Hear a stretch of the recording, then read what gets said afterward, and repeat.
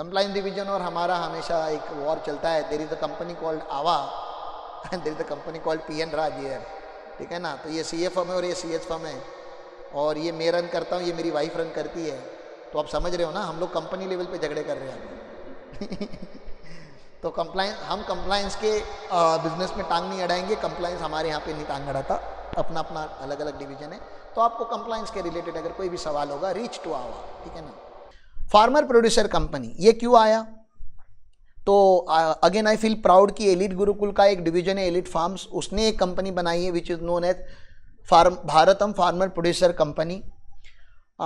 Mainly हमने company बनाने का रीजन ये था कि everybody can not become chartered accountant, everybody who comes to Gurukul can not become chartered accountant, need not to become chartered accountant. पहले हमने शुरू किया था तो हमें लगा था कि we will start a CA Gurukul for CA student, क्योंकि हम CA है तो हमें ऐसा लगता है कि सक्सेसफुल होने का एक ही रास्ता है कि CA ही बनना पड़ता है।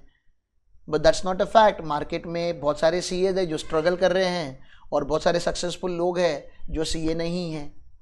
मतलब सक्सेस का और CA बनने का डायरेक्ट कोरिलेशन तो नहीं है। Yes, when you become CA you have huge knowledge, you have contact, you have authority, तो आप जल्दी सक्सेसफुल हो सकते हो, चांसेस है। कभी कभी वो डिसएडवांटेज भी है कि आपने इतने लॉ पढ़ लिए कि आपको कुछ करने का मन ही नहीं कर रहा है, क्योंकि आपको सारे लॉ पता है। और बिजनेसमैन को एक भी लॉ नहीं पता, वो बिंदा सारे लॉ तोड़ के बिजनेस कर रहा है। क्या होगा देखा जाएगा बाद में, उसको पता ही नहीं कि वो तोड़ रहा है कुछ। तो sometime that courage is needed. तो बिजनेस ना करेजियस लोगों का है, क्वालिफिकेशन का यहां पे कोई लेना देना नहीं है। And elite Gurukul is located in a Kolhapur Gadhinglaj taluka, जो एक छोटा सा विलेज है, स्मॉल टाउन है, और वेस्टर्न घाट्स पे हम लोग लोकेटेड हैं। यहाँ के जो बच्चे, जो मेरे जनरेशन के बच्चे हैं, अब मेरे जनरेशन मतलब आई मीन माई 30+, ठीक है ना, then there is a 40+, and then there is a 20+। तो ये जो जनरेशन के बच्चे, मतलब बहुत छोटे भी नहीं और बहुत बड़े भी नहीं, वो क्या टाइप का जॉब करते हैं मुंबई पुणे जाके। तो many of them have dream to become army और पुलिस, ऐसा उनका ड्रीम होता है। लेकिन आर्मी एंड पुलिस में वैकेंसीज बहुत कम है। तो आर्मी पुलिस का ड्रीम देखते हैं, बनते सिक्योरिटी गार्ड है, बिकॉज सिक्योरिटी गार्ड में वैकेंसीज ज़्यादा है और आर्मी पुलिस में वैकेंसीज नहीं है, गवर्नमेंट है, वो गवर्नमेंट की वैकेंसी। और देन लॉट ऑफ, आपको पता ही है, बहुत सारी एग्जाम्स वगैरह पास होनी होती है। बिना एग्जाम पास किए जो बनता है वो इंसान सिक्योरिटी गार्ड बनता है, और एक बार सिक्योरिटी गार्ड बन गया तो लाइफ टाइम वो सिक्योरिटी गार्ड ही रहता है। और जिसने 25 साल सिक्योरिटी गार्ड का काम किया, 25 साल के बाद अगर वो सोचेगा कि मैं अभी कुछ नया करता हूं, तो क्या नया करेगा? 25 years you have worked as a security guard. अब वो सिक्योरिटी गार्ड मुंबई में जाता है तो वो यहाँ पे किसी लड़की के साथ शादी करता है। अब वो लड़की को भी नहीं पता होता लाइफ में क्या करना होता है, तो they start as a housekeeping staff, या जो घर काम करने वाली ताई या मौसी आप जो बोलते हो वो करते हैं। कुछ लोग ड्राइवर बनते हैं, कुछ लोग होटल में काम करते हैं। This is the majority of our population. और वो छोड़कर क्या गए पता है? यहां से सिक्योरिटी गार्ड बने। कोई जॉब छोटी और बड़ी नहीं होती, please don't take me wrong. मेरे खुद के फैमिली में बहुत सारे लोग हैं, उन्होंने बहुत अच्छी लाइफ बनाई वो जॉब करके भी। I am not judging the job, compare कर रहे हैं हम लोग कि वो क्या छोड़ के यहां से वहां गए। तो life in Mumbai and then life in village, क्या छोड़कर गए? तो लाइफ इन विलेज छोड़कर गए क्योंकि लाइफ इन मेट्रो उनको जीनी थी। एंड लाइफ इन मेट्रो, जो लोग मेट्रो में हैं उनको पता है कितनी अच्छी है। I am not talking about south Mumbai. जो बाकी मुंबई से ट्रैवल कर रहे हैं ट्रेन से, उनको पूछो कि लाइफ इन मुंबई क्या है। तो क्या छोड़कर गए? वो फार्म छोड़कर गए, फार्मिंग छोड़कर गए, एग्रीकल्चर छोड़कर गए, और वहां पे जाके सिक्योरिटी गार्ड बने, ड्राइवर बने हैं, हाउसकीपिंग का काम कर रहे हैं, छोटा मोटा एग्जीक्यूटिव लेवल का जॉब करते हैं, और छोड़कर गए फार्म। तो फार्म क्यों छोड़ा? क्योंकि उनको ऐसा लगता है कि फार्म में पैसे नहीं है। पैसे वहां हैं, खाली पैसे के लिए जाते हैं और कुछ रीजन नहीं है, ओनली पैसा। तो भारतम फार्मर प्रोड्यूसर कंपनी का जो ऑब्जेक्टिव है वो ये है कि we will teach farmers, specifically young, to become producers. क्योंकि agriculture as a raw material market में प्राइस होल्ड नहीं कर पाता। लॉट ऑफ स्कैम, वो एजेंट वगैरह, ये बहुत सारे लोग हैं। तो फार्मर जब अपना रॉ मटेरियल डायरेक्टली मार्केट में सेल कर रहा है, he is not getting the best out of it. मतलब जो एजेंट जितना कमाता है ना, फार्मर उतना नहीं कमा रहा। कितना सैड रियलिटी है देखो आप। एजेंट ने खाली क्या किया, एक जगह से गाड़ी ली, उसने माल भी नहीं देखा, ठीक है ना, 5 गाड़ियां खरीदी आज, और आज 5 गाड़ी बेची, और उसने 5 लाख बना लिया एक दिन में। और फार्मर ने वो प्रोडक्ट साल भर लगाया हुआ है अपनी खेती में, साल भर उसको प्रोटेक्ट किया हुआ है, और उसने 3 लाख का प्रॉफिट कमाया। 1 साल का प्रॉफिट 3 लाख, और यहाँ पे एजेंट का, ट्रेडर का एक दिन का प्रॉफिट 5 लाख। क्योंकि इसके पास कैश फ्लो है, ये खेल सकता है, ये रिस्क ले सकता है। फार्मर रिस्क नहीं लेना चाहता, समझ रहा है। तो हम ट्रेडर भी नहीं बनाना चाहते हमारे फार्मर को। हम नहीं चाहते कि हमारा फार्मर क्या बने, ट्रेडर बने। हम चाहते हैं कि वो प्रोड्यूसर बने, मैन्युफैक्चरर बने। भारतम का स्ट्रक्चरिंग ऐसा होने वाला है कि भारतम इज अ हब समझता है आपको, हब वर्ड समझ में आता है। हब एक बहुत बड़ा वेयर हाउस है, समझो आप। गुरुकुल में क्या है, एक बहुत बड़ा वेयर हाउस है भारतम का। भारतम खुद प्रोड्यूसर नहीं है, भारतम का एक बहुत बड़ा वेयर हाउस है। ऐसे मान के चलो आप, आपको समझने के लिए बता रहा हूं कि हमने ये क्यों बनाया हुआ है, और रिकॉर्डेड लाइन में इसलिए बता रहा हूं क्योंकि मैं फार्मर प्रोड्यूसर कंपनी का फाउंडर हूं, और मेरा ये विजन है, और मैं चाहता हूं कि ये विजन कोई तो कॉपी करे, ताकि इसके थ्रू ही क्या होगा, लोगों का, फार्मर्स का फायदा होगा। जो छोटे छोटे विलेजेस है जिसमें पॉपुलेशन 2000 से 5000 होता है, तो उसको गांव बोलते हैं हम लोग। 2000 से 5000 जहां पे लोग रहते हैं, वहां पे खेती बाड़ी होती है। हर गांव में एक छोटी फैक्ट्री लगानी है भारतम को, और उस फैक्ट्री में क्या प्रोड्यूस होगा, जो रॉ मटेरियल उस गांव में अवेलेबल है। तो आपके गांव में चिली मिलती है, तो वहां पे चिली पाउडर प्रोड्यूस होगी। आपके गांव में दाल बनती है, तो वहां पे, मतलब दाल से पल्सेस, बहुत बड़ा बिजनेस नहीं कर सकता ना, उसमें तो मार्केटिंग नहीं है, सप्लाई चेन नहीं है, जो उसके आगे होने वाला है वो उनके पास नहीं है। तो अब मान लेते हैं ऐसे 150-200 गांव में ऐसी फैक्ट्री लगी, कैश्यू फैक्ट्री पकड़ लेते, क्योंकि अपने यहाँ पे कैश्यू तो हर गांव में बनता है। 200 फैक्ट्रीज में जो कैश्यू बनता है वो भारतम के वेयर हाउस में आएगा बल्क में, और ब्रांडिंग पैकेजिंग कहां से होगा, भारतम से होगा। भारतम जाएगा मार्केट में और देखेगा बिग बाजार के साथ कैसे टाइप करना है, डीमार्ट के साथ कैसे टाइप करना है, बड़ी बड़ी आइसक्रीम मैन्युफैक्चरर कंपनी के साथ कैसे टाइप करना है, एक्सपोर्ट हाउस कैसे ओपन करना है।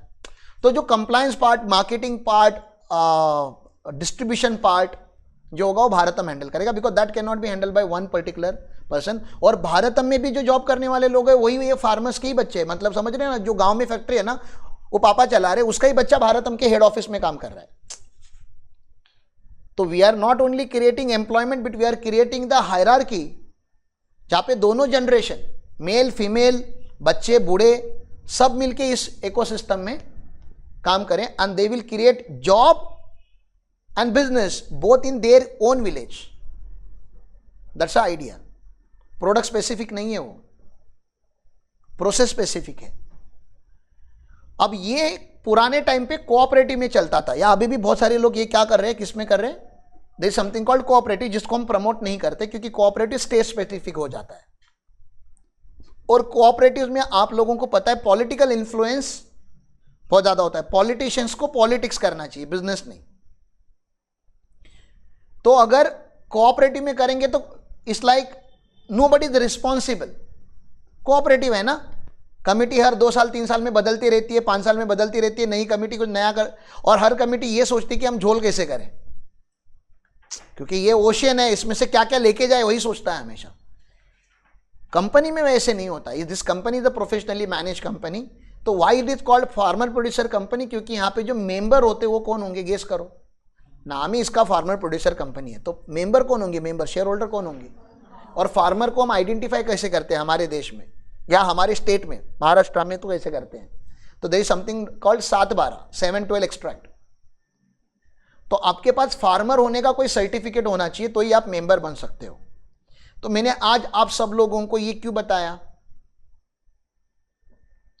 क्योंकि आप सबके पास 7/12 है, मेजॉरिटी लोगों के पास 7/12 है। मेजॉरिटी लोग, आप लोग आपके गांव में क्या करते हो, फार्मिंग करते हो या लोगों के साथ फार्मिंग करते हो। अगर आपके कांटेक्ट में ऐसा कोई है जो इस कंपनी को रन करना चाहता है, please arrange a meeting with me, और मैं उनको बताएगा ये कैसे करना है, इसको नेक्स्ट लेवल पे कैसे लेके जाना है। एंड टू योर नॉलेज और एक चीज बता दूं, अपने गुरु महताब सर है, ठीक है ना, he has given me green signal. Mahtab और अंजेश इन दोनों ने पहले ही बोला है कि ये जो कंपनी स्टार्ट होगी उसके लिए जो इन्वेस्टमेंट्स वगैरह लगेंगे, they are okay to do that, they are open to do that, they will bring the investment also from the market, क्योंकि इट इज अ मैन्युफैक्चरिंग ना, स्केलेबल है ये। इसका टर्नओवर कितना हो सकता है, कितना भी हो सकता है, 100 करोड़ भी हो सकता है, 1000 करोड़ भी हो सकता है, 10,000 करोड़ भी हो सकता है, वो तो हमारे ऊपर डिपेंड है ना। तो इसमें प्रोडक्ट है ना, और फूड प्रोडक्ट है, फूड खाना लोग कब बंद करेंगे, बंद होने वाला है क्या? नहीं, एआई आएगा तो शायद खाना खाना बंद कर देंगे, शायद चैट जीपीटी चाटेंगे, हाँ ऐसा होगा क्या? नहीं, ऐसा नहीं बोलना चाहिए। एआई आने दो, टेक्नोलॉजी चेंज होने जाने दो, कोविड आने दो, कुछ भी होने दो, आपको क्या करना पड़ेगा? खाना तो खाएंगे ना लोग। और खाना कौन बनाता है हमारे देश में? बनाता है मतलब आप बोलोगे हमारी मेड बनाती है, फार्मर बनाता है ना। कल्टीवेट कौन कर रहा है? किसको ये टेक्नोलॉजी पता है कि मिट्टी का एप्पल बनाने का? फार्मर्स को ही पता है ये टेक्नोलॉजी, ठीक है ना। और इसके ऊपर कोई किताबें नहीं लिखी गई है, it's a pure art and the best business. Best क्यों? Income tax zero, GST zero. Farmer के ऊपर तो ना इनकम टैक्स है ना जीएसटी। हाँ, फार्मर प्रोड्यूसर कंपनी के ऊपर है क्योंकि वो प्रोडक्शन करेगी, but still it is concessional. जो रेट्स है ना वो क्या है? कंसेशनल है। इनकम टैक्स ने बहुत सारे कंसेशन देके रखे। There is a company called NABARD ना, आपने सुना होगा ना, national agriculture and rural development. तो वो बैंक है, वो इसके लिए कर रही है। वर्ल्ड बैंक बहुत सारे प्रोजेक्ट कर रही है। There are global entities which are working for development of the farmer, betterment of the farmer. और निर्मला सीतारमन जी का आप लास्ट 3 बजट उठा के देखो, नॉट 1, 3 बजट, जिनको बजट समझ में आता है, बजट में एग्रीकल्चर को प्राइमरी बोला गया है। ज़्यादा बजट में जिस कॉन्सेप्ट के ऊपर बात किया गया है दैट इज फार्मिंग। फार्मिंग मतलब एग्रीकल्चर नहीं, हार्डकोर एग्रीकल्चर नहीं, फार्मिंग और टेक्नोलॉजी, फार्मिंग और फाइनेंस, फार्मिंग और supply chain, farming and manufacturing. अपने देश में आज भी 55% to 60% population is dependent on farming. इसको लाइटली क्यों ले रहे हो मुझे नहीं पता चल रहा है, ठीक है ना। और ये जनरेशन को लाइटली नहीं लेना चाहिए, जॉब नहीं ढूंढना चाहिए, एग्रीकल्चर करना चाहिए।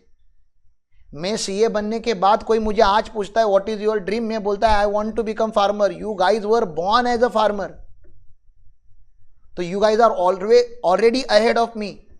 और ये यहाँ के लोगों को बताओ, हाँ उनको ये सब नहीं पता कंपनी कैसे चलानी, उसके लिए तो हम लोग हैं ना। प्रोडक्ट खाली आपको जमना चाहिए मैनेज करने के लिए, बाकी सब सिखाएंगे हम, क्योंकि अपना तो काम ही है सिखाना, एजुकेट करना, ट्रेनिंग प्रोवाइड करना। और मैं नहीं, अकेला मैं नहीं, there are huge projects started by government of India, subsidize है। बाकी कोई बिजनेस चालू करोगे तो आपको सब्सिडी कम मिलेगी। फार्मिंग में जाओ, आपको कुछ कुछ एरिया में, महाराष्ट्र में देयर आर सम एरिया जहां पे 100% सब्सिडी है, खाली 10 साल लगेंगे। सब्सिडी समझ में आता है आपको? आपका प्रोजेक्ट चालू करने के लिए, बहुत बड़ी फैक्ट्री लगाने के लिए 10 करोड़ लगा। कितना लगा? गवर्नमेंट कितना देगा पता है आपको? 10 करोड़ देगा गवर्नमेंट। हाँ, 1 साल में नहीं देता, 10 से 12 साल में देता है। बट लेकिन 10 से 12 साल, अरे यार आपको एक साइड से बैंक का लोन लेना है, समझो ना कैसे, एक साइड से बैंक का लोन लेना है और दूसरे साइड से गवर्नमेंट की सब्सिडी लेनी है। यहां से सब्सिडी आती जाएगी, यहां से लोन जाता जाएगा, सब्सिडी आती जाएगी, लोन जाता रहेगा। 10 साल के बाद आपका प्रोजेक्ट फ्री, क्योंकि फूड प्रोसेसिंग प्लांट को 100% सब्सिडी है। और not only in Maharashtra, there are other states also जो ये कर रहे हैं। तो ये एडवांटेज लोगों तक पहुंचाएगा कौन? एज अ कंसल्टेंट आप ही का तो जॉब है, ठीक है ना। तो एज अ कंपनी हम कर रहे हैं, तो this is a farmer producer company. Again मैंने लॉजिक ज्यादा बताया, इसमें ज्यादा टाइम इसलिए लिया क्योंकि हम करना चाहते हैं। अगर वर्चुअली हमें कोई देख रहा है तो please reach out to us, this is our vision और we are very open to have collaboration. तो फार्मर प्रोड्यूसर कंपनी है बाबा, बहुत सारी चीज़ें हैं। तो यहाँ पे मिनिमम 10 मेंबर लगते हैं, क्योंकि फार्मर प्रोड्यूसर कंपनी है, कोऑपरेटिव का जैसे स्ट्रक्चर यहाँ पे होता है, तो मिनिमम 10 मेंबर है। By default is the public limited company ना, by default is the private limited company. यहाँ पे 7/12 होना चाहिए या लैंड रिकॉर्ड होना चाहिए, जो शेयर होल्डर बनता है वो बहुत इंपॉर्टेंट है आपके नाम पे। अगर 7/12 नहीं तो ये कंपनी बनाने के टाइम पे मुझे अपने एंसेस्टर लाइन पे अपना नाम डालना पड़ा, ठीक है ना, क्योंकि without 7/12 without being a farmer आपको यहाँ पे इंटरटेन नहीं किया जाता। एमओए एओए रहता है, डायरेक्टर्स 5 रहते हैं यहाँ पे, 5 डायरेक्टर्स मिनिमम होने चाहिए। बेनिफिट क्या है, तो increase production and marketing, collective bargaining power. आप समझ रहे हो ना, अकेले जाके मार्केट में बार्गेनिंग करने से अच्छा 150 लोगों का प्रोडक्ट अगर आएगा एक जगह पे तो we can bargain with very large companies in India. And access to the modern technology and training, जो सब कुछ मैं बता रहा हूँ सब यहाँ पे कवर हो रहा है। क्वालिटी कंट्रोल अच्छा हो जाएगा, क्योंकि हम प्रोसेस इस्टेब्लिश करेंगे ना, हम सीड से लेके फर्टिलाइजर से लेके हर एक चीज़ का क्या करने वाले हैं। अरे ये अगर भारतम है ना, और ये फार्मर्स है, ये भारतम है, ये फार्मर्स है, भारतम फार्मर्स को सब देने वाला है, man, material, machine, money, 4M। Farming करने के लिए क्या लगता है, इनके पास ज़मीन है खाली, ठीक है ना। अब ज़मीन के बाद क्या क्या लगता है, मैन लगेंगे, लेबर लगेगा। आज के दिन पे लेबर शॉर्टेज है, प्रोफेशनल लेबर शॉर्टेज तो और ज़्यादा आ रहा है, ठीक है ना। तो हम क्या करेंगे, एक ट्रेंड स्टाफ देंगे, मतलब आपके फार्म पे आपको कॉन्ट्रैक्ट देना है हमें, हमारा ट्रेंड स्टाफ आएगा, काम करके चला जाएगा पूरे फार्म का। 25-30 लोग आएंगे, काम खत्म करके जाएंगे। जो भी आपको पता है भी एग्रीकल्चर के काम क्या क्या रहते हैं, लावनी वगैरह क्या आप बोलते हो ना, ठीक है ना, पता है ना। हाँ, अभी तो हाँ बोलो ना। हाँ, तो लेबर वो सारा प्रोफेशनल लेबर आएगा, भारतम के कपड़े पहन के, ठीक है ना, प्रोफेशनली काम करेंगे। अच्छा, खाली लेबर नहीं आएगा, मशीन भी लेकर आएंगे। तो ट्रैक्टर वगैरह जो भी लगता है आपको परचेस करने की जरूरत नहीं है, कंपनी लेकर आएगी, ठीक है ना। मटेरियल में क्या क्या लगता है, सीड लगेगा, फर्टिलाइजर लगेगा, पेस्टिसाइड लगेगा।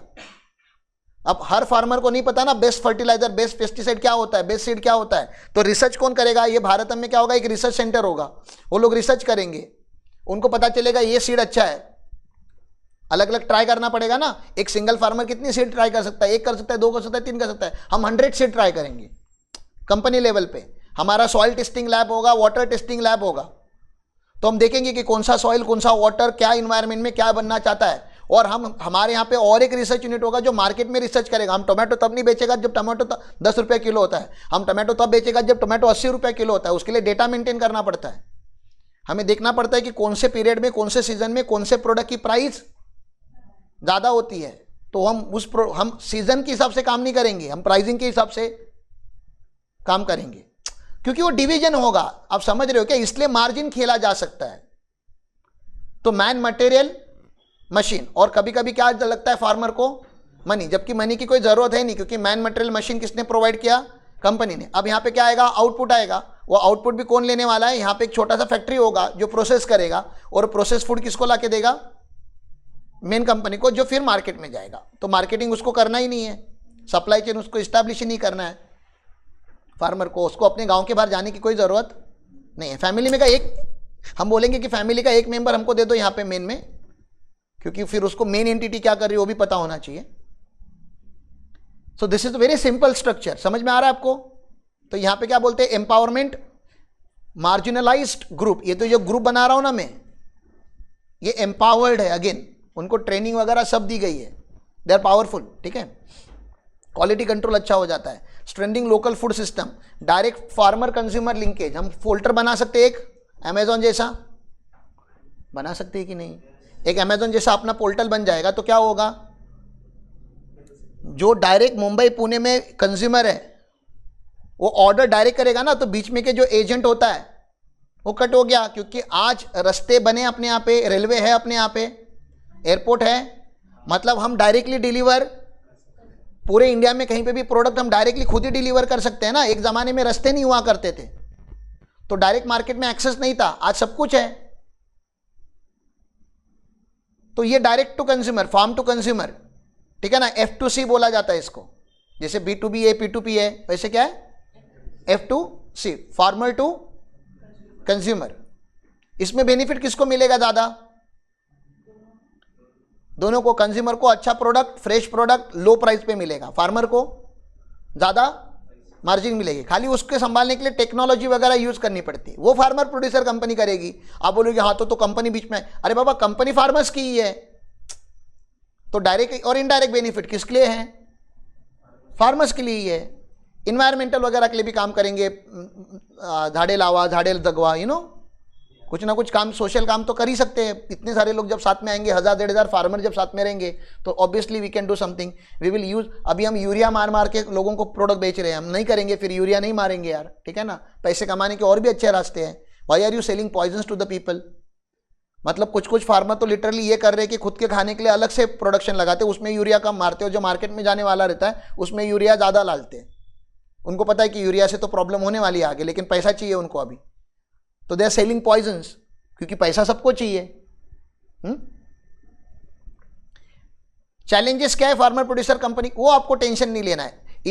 स्टार्टिंग में हमेशा क्या होता है, कोई भी कंपनी हो ना, फार्मर प्रोड्यूसर कंपनी का प्रॉब्लम नहीं है ये, या हर बिजनेस का प्रॉब्लम है। लिमिटेड कैपिटल ना, स्टार्टिंग में क्या होगा, limited capital, diverse interest among the members. Members साथ में आने के लिए रेडी है क्या? आपके गांव के 15 फार्मर को आप साथ में ला पाओगे क्या? ईगो क्या करेगा फिर उनका? ईगो का जो इतने साल का एफडी बना के रखा है, कहां पे रखेंगे फिर वो लोग, ठीक है ना। तो फार्मर को खुद को नहीं बदलना है, ये फार्मर का प्रॉब्लम है, ये फार्मर को खुद हैंडल करना चाहिए। Building trust and cohesion, trust है क्या उनका एक दूसरे के ऊपर। मार्केट वल्नरेबिलिटी, मार्केट तो कंटिन्यूसली चेंज होते जा रहा है। एक्सेस टू फाइनेंशियल रिसोर्स, कहां से लाएंगे ये लोग पैसे? कल अगर 50 करोड़ लाना है तो फार्मर ग्रुप कहां से लाएगा? कौन से वेंचर कैपिटलिस्ट के पास जाएगा? उनको पता ही नहीं है, और पता नहीं तो वो लोग हाथ ही नहीं डाल रहे हैं, ठीक है। एंड इंफ्रास्ट्रक्चर गैप्स, ऑब्वियसली देश में अभी भी बहुत सारी जगहों पे इंफ्रा नहीं है। मैं बता रहा हूं हर गांव में फैक्ट्री होनी चाहिए, लेकिन पता चला कुछ गांव में तो अभी तक लाइट ही नहीं है, तो फैक्ट्री का कैंडल लाइट पे जलाओगे? तो पहले लाइट जाना चाहिए ना वहां पे, तो गवर्नमेंट कर लेगा कुछ ना कुछ, वो गवर्नमेंट का काम है। Obviously incorporation again, compliance department they will do it, they are best in that, annual compliance also they are best in that, tax rate same ही है कंपनी के लिए, कोई चेंज नहीं है।